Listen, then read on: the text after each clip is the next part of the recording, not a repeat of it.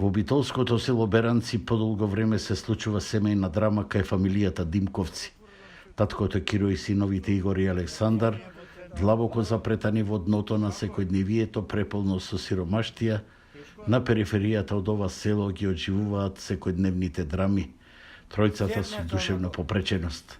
Сепак во најтешка форма болеста се развила кај 46 годишниот Игор, на кој се имаат накалемен уште многу други маки. Оти е непокретен и целиот се тресе, а најчесто е непресметлив. Затоа поноќе го држат врзан. Брат ми не е подвижен, не можеме ние изме да му правиме. Треба да се бара некоја чаре, да се мести во некој установа, да макар да се погрижат таму за него. Ден и ноќе се мачиме со него. Плюс не сме ни спани. Не можеме ние да спиеме. Ке вика, скорни го, премести го и пак почни. Ноќе го врзваме. Ако не е врзан, беше во јужната одаја клаен. Не може.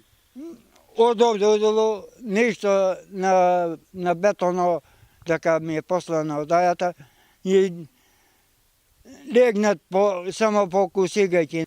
И се слеква и се треси вака, ноđете и треси.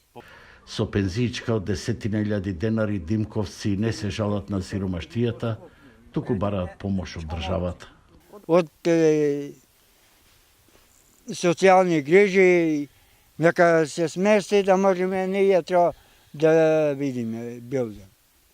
Од Центарот за социјална работа пред една недела интервенирале со полициска асистенција Игор да биде сместен во болница, но веднаш потоа од таму го вратиле дома.